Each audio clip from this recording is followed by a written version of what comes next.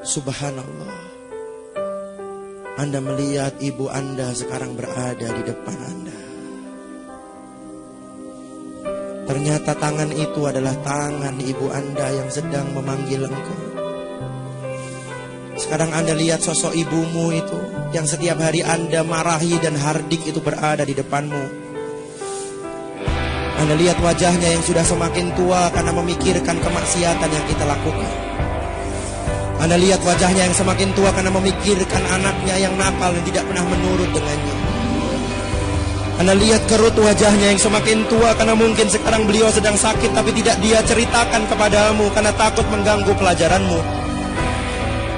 Anda lihat wajahnya makin tua dan rambutnya semakin putih karena mungkin dia menderita penyakit kronis yang dia tidak ceritakan kepadamu karena dia takut mengganggu pelajaranmu. Kemudian ibumu tersenyum kepadamu, senyum yang sangat indah. Kemudian ibumu mengecup keningmu, sebagaimana ketika dia kecup keningmu saat kau sakit pada saat engkau kecil dulu. Kemudian ibumu mengusap kepalamu sebagaimana dia mengusap ketika dia menghiburmu saat kau sedih waktu TK dan SD dulu. Kemudian ibumu itu memelukmu dan engkau merasakan energi cinta dan keikhlasan ibumu mengalir pada dirimu malam ini. Kemudian ibumu mengecup keningmu dan pipi sebelah kanan dan kirimu, sebagaimana yang biasa dia lakukan ketika dia mengantar engkau ke TK waktu engkau kecil dulu.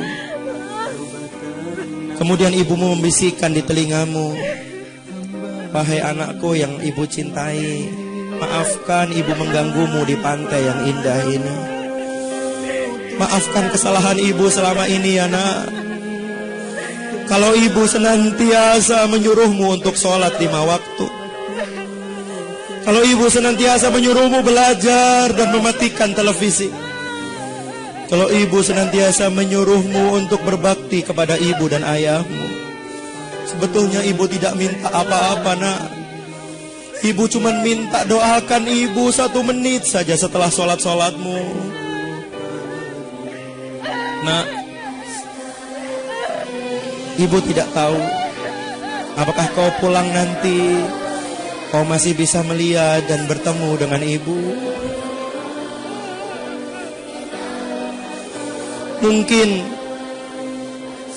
ketika mobil sekolah mengantarkanmu ke rumah, kau melihat orang sudah berkumpul di rumahmu.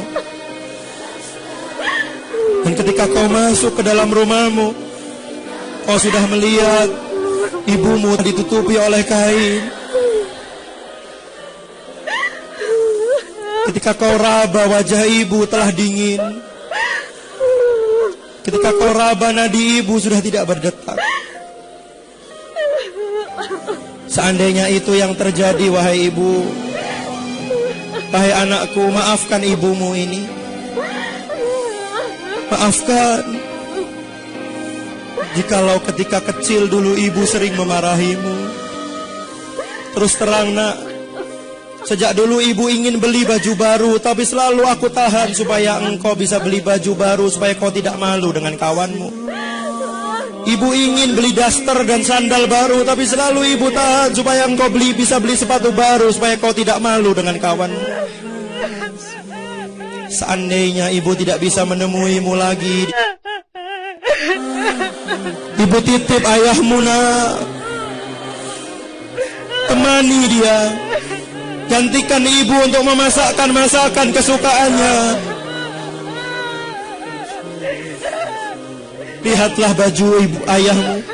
Bahkan ketika kau bangun tidur siang di sore hari, ayahmu belum pulang, bukan? Bahkan ketika kau habis sholat asar, engkau akan belajar, ayahmu mungkin belum pulang. Dan ketika dia pulang, kau masih melihat bajunya basah karena keringat untuk membesarkan dan menyekolahkanmu. Temani ayahmu nak. Berbaktilah kepadanya, karena hanya dialah satu-satunya kunci surga yang bisa engkau masuk. Sekali lagi ibu minta maaf jikalau ibu sering tidak berkenan kepadamu. Maafkan ibu nak. Maafkan ibumu yang doif dan lemah ini. Satu yang harus engkau ketahui, di balik semua kata-kata ibu, ibu selalu mencintai. Dan ibu selalu bangun malam untuk mendoakan kesuksesan buatmu. Walaupun kamu tertidur nyenyak di kamarmu. Kemudian ibumu melepaskan pelukannya. Dan dia meninggalkan kamu. Dia melambaikan tangan kepadamu. Dan saat itu kau bersimpuh di pantai itu. Ibumu telah hilang di pandanganmu dan entah apakah kau masih bisa melihat wajah ibumu lagi. Rabbi firli wali walidayya warhamhuma kama rabbayani shaghira. Ya Allah, maafkan dosa hamba. Maafkan dosa orang tua hamba. Sayangi mereka seperti mereka menyayangi saat aku kecil dulu. Lindungi mereka saat mereka melindungiku, dengan menjadikan tubuhnya menjadi selimut, seakan-akan tidak rela satu nyamuk pun menyentuhku. Sayangi mereka saat mereka menemaniku di rumah sakit, ya Allah. Sayangi mereka sebagaimana mereka mengantarkanku mendaftar SMA, mengantarkanku di pintu rumah setiap hari, memasakkan aku nasi goreng kesukaanku. Padahal dia belum sarapan untuk mengisi perutnya, tapi dia antarkan aku di pinggir rumah, di pintu rumah, dan dia selalu mendoakan kebaikan kepadaku. Sayangi mereka, ya Allah. Seandainya Kau masih berikan aku kesempatan untuk membahagiakan mereka, ya Allah, aku ingin sekali mengajaknya bertawaf di Baitullah. Aku ingin sekali mengajaknya dan menggandeng tangannya untuk sa'i antara Safa dan Marwah, untuk berdoa di Raudhah di Masjid Nabawi dengan uang hasil keringatku sendiri, ya Allah. Ingin sekali aku memberikan hadiah ulang tahun untuk mengajaknya naik haji, ya Allah.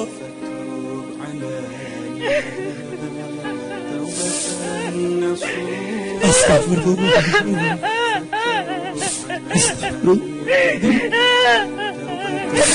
Astagfirullahaladzim.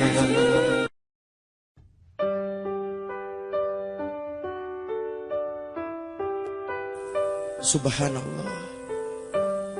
Anda melihat ibu Anda sekarang berada di depan Anda. Ternyata tangan itu adalah tangan ibu Anda yang sedang memanggil engkau.